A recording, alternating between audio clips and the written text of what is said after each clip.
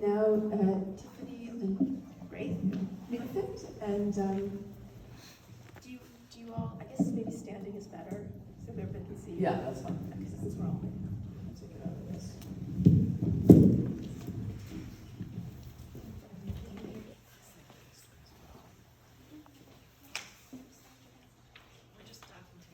Yeah, we're just talking. Well, first, I love this piece so much.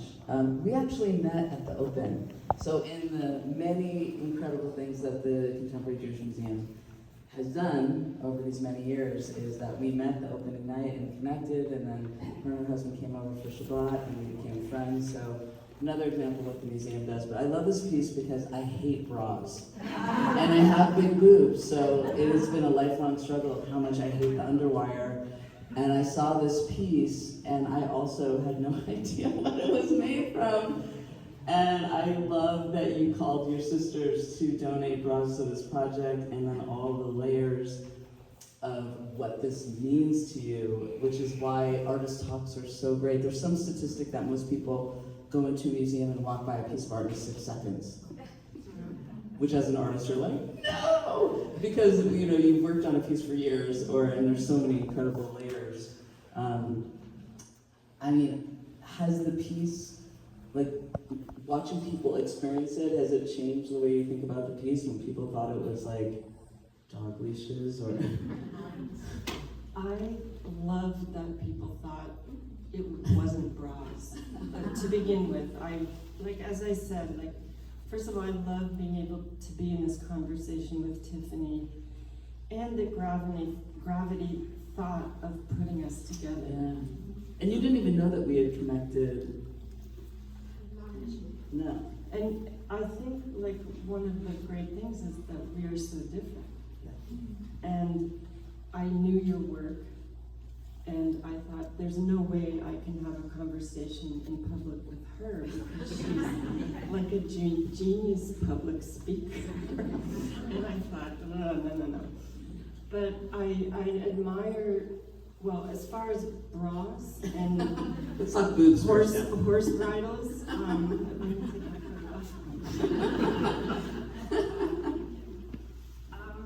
I never expect people to see what I see in a work, and it's not important to me that they see the same thing I see.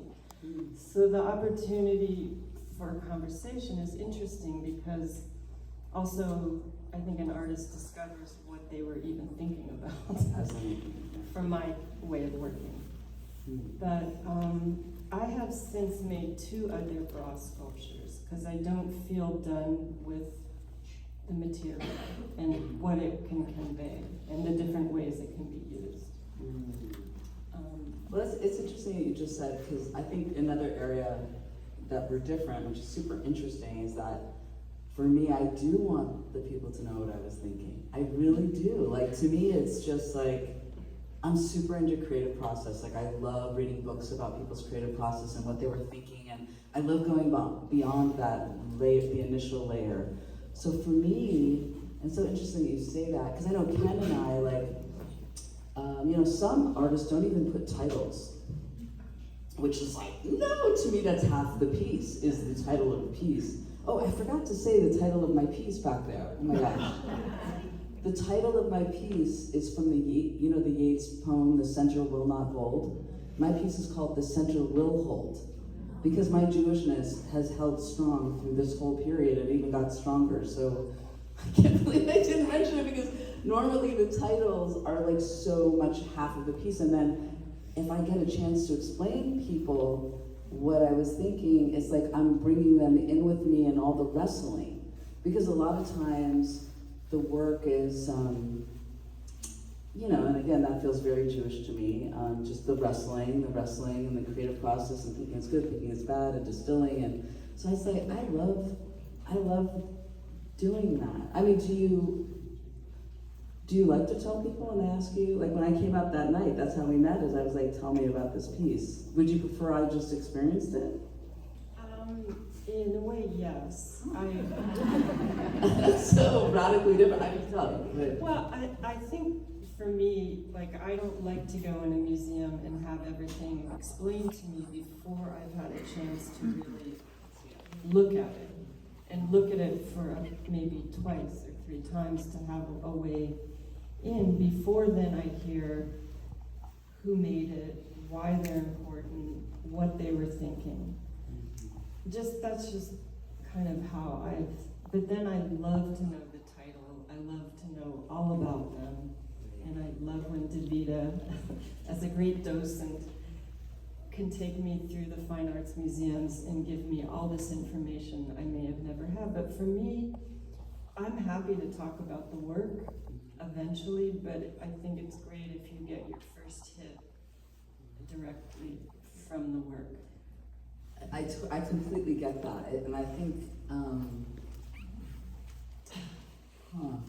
I mean, it's just, I understand that, and I feel like I do want to give, well, I guess they're still first getting, I imagine people see a work of art, and first they're looking at the art. And then, then you go into the title, and you see who made it. That's usually how I look at a piece of work, is I don't look at the label first, but I go to the art, and then I see the title and label, and if I could, my fantasy museum gallery would be like, and here's the artist telling you about what they were thinking when they made it, because to me that's like infinitely interesting, but I wonder if that's just because I'm an artist and so I'm like wanting to, how many of you like to know about I mean obviously you're all here, want to know about the creative process of the work, right? Well, that's why I was so excited. I'm having an open studio next month and you'll see all the experiments. Like I love like seeing the process of like, in your studio, was it horizontal?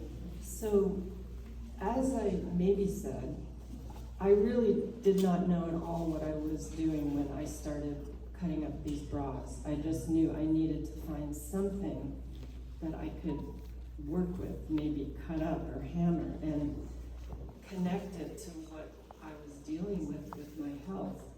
So, once I started to find lots of ways to cut up bras and attach them and paint them, it's built on the floor. And I'm crawling all over it and moving it around and standing on a chair looking down at it.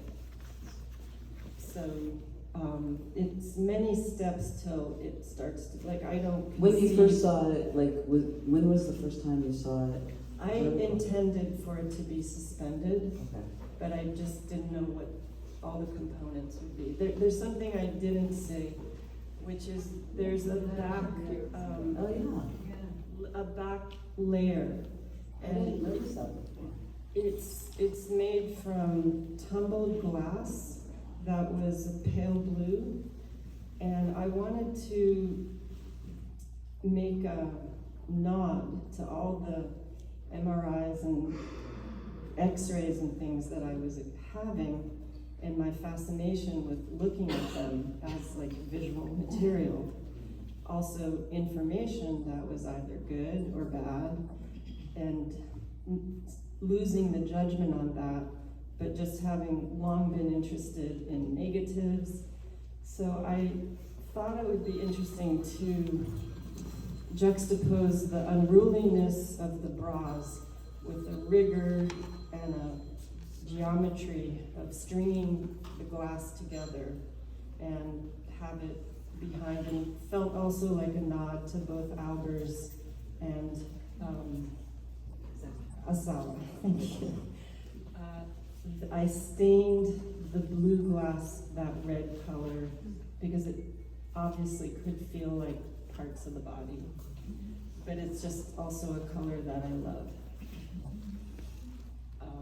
So things develop bit by bit, I would say, and I think that I had so much uncertainty in that time that my word, the word that kept helping me was the word incremental. Don't try to figure it all out at once, and just have some form of faith from somewhere. Do people have questions for us that? I have a question for you first. Okay. It's just, when actually did you start with wood? I know your connection from being in Marin to all of the, plus your house, because the most amazing tree I've ever seen in front of a house.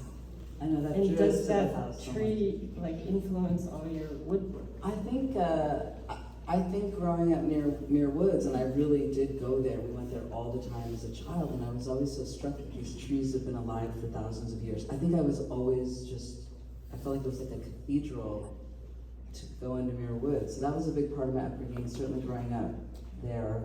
And yeah, when we first saw our house, it has this massive tree that is the oldest bay tree in the Bay Area. We had a tree surgeon, that's what it's called, come visit the house. My father, who was a surgeon, would love that the tree surgeon came to our house and was like, yes, this is the oldest bay tree in the Bay Area, and it's gigantic.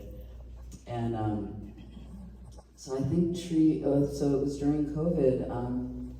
Do you remember those first months of COVID where you thought, is the world ending? Like, are we gonna die? Is everyone gonna die? And the only place I felt safe was out on Mount Tam, where no people were there. Remember, you didn't want to be near anyone. And I was so struck that everyone was like on Mount Tam, trying to stay away from other people, but yet getting that soothing, healing energy of being on a mountain and getting perspective of the trees and the vistas and only nature can bring.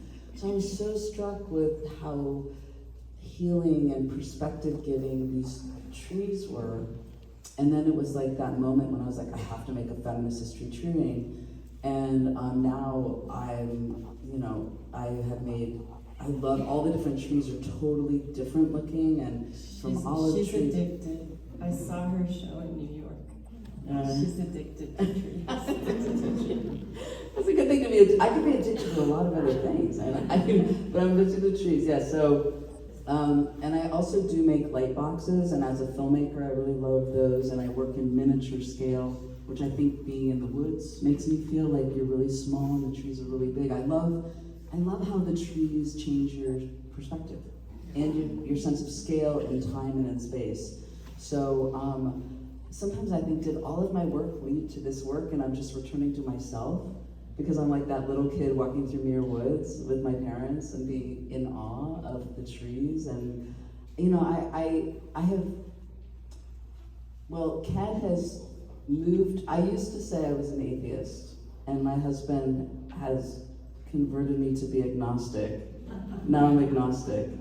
Because I love being in nature. Whenever I go to temple, the patriarchal language just drives me crazy and has my whole life. So I just convert the Father, our King, the Lord to nature, nature, nature, nature. And I was like, and so the whole time I'm in services, I'm like changing words in my head because they are blocks to me. Like even the word God feels very patriarchal from my upbringing. But I think nature's the word I replace everything with, and then everything makes sense, and then I'm agnostic. Because I believe in nature, and I believe in like Einstein used to say, I have a humility for a complexity I don't understand in the universe. And I would say, yes, when I read that, I was like, yes. When I'm in nature and I see the beauty and the age and I feel very, and I actually don't like the word spiritual. I have a lot of issues with words, but I feel something larger than myself. So to answer your question about the trees really do that for me. The trees take me to this infinite awe. Yeah. When people ask questions, would you? You'll repeat them, sure. Okay. Yes. So this is kind of a comment/question, but I am just looking at the work and looking at the two of you. And one of the themes in your work, Tiffany, is about interconnectedness. Mm-hmm. And we're learning more and more about how trees are interconnected underground that we can't see. And I'm looking at your work, Amy, and we were in Lava together, and I am seeing the interconnectedness of these rods in the piece that you have installed here. And I'm just wondering if that's something. Lauren was asking about the interconnected themes in both of our works. If that's something if the way you think about this piece has. If it has anything to do with trees? No, or this idea of interconnectedness interconnectedness as kind of a larger theme. Definitely. I mean, bras connect women. More than thinking about this as tree related, I would think about it as seaweed, like giant seaweed in a body of water.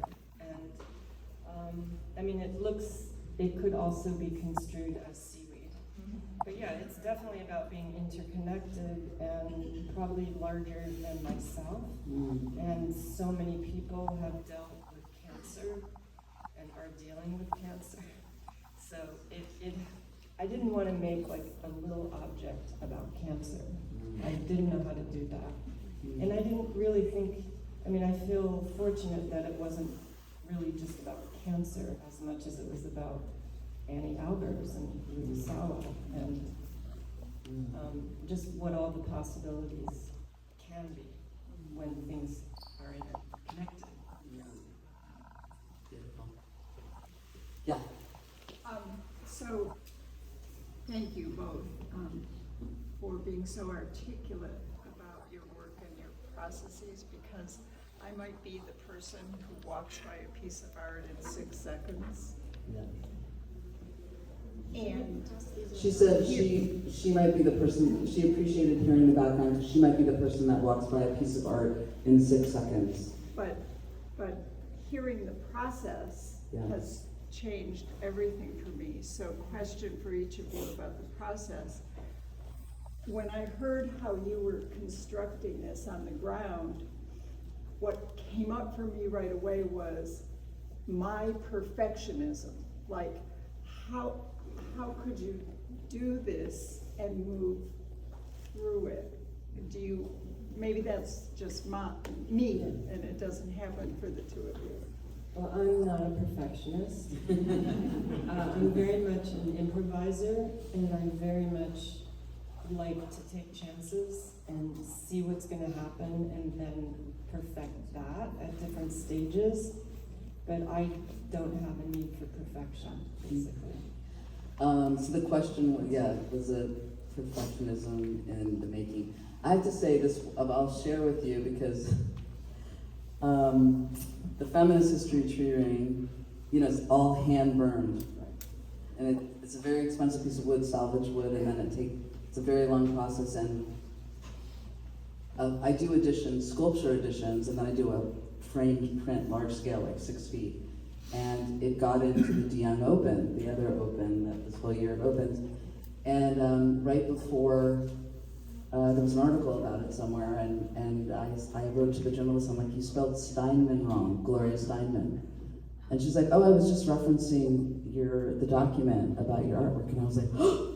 And I walked over to the sculpture edition in my studio, and it was spelled wrong. And I had just spent all this money getting it framed, and it was on the way to the DeYoung that day. And I was like, oh my God. And I called my gallerist in New York, who's this wonderful sage woman, Nancy Hoffman. I was like, oh my gosh, should we take it back and break the glass and reprint it? And then it's got a typo, and speaking of perfection, and she's like, absolutely not. She goes, I promise you, not one person's gonna see that typo. And if they do, you're human. You're a human being. You're not a machine. You hand burned that. Not one person, that shows, not one person mentioned it. I did fix and reburn the word Steinman before it went to the National Mall, but that's an example, like I was more of a perfectionist and had made a human error on the artwork and was ready to crack open a $4,000 frame to fix it. And I'm really glad I didn't, because now I think that piece is it's got more of me in it. And I actually think the piece here, so if you saw the feminist history tree, the font is very perfect, and this one is just my hand. And someone came to this show and said to me, I think you should do more with your own hand and stop trying to be so perfect with the writing, and I agree. So some of my pieces have the font and they're beautifully burned, and some are just, when they kind of rush right out of me, are handwritten and hand burned, because normally I kind of trace and then I burn. So we're very different, and we're friends, and that's wonderful. We have differences on so many things, and I love that. Tiffany, actually, we are sorry. We're Sorry, Okay. Oh, but wait, okay, couple things. We're gonna do a ritual together. How many of you want this museum to evolve into a new place? Yes. We are a beautiful community here. Okay,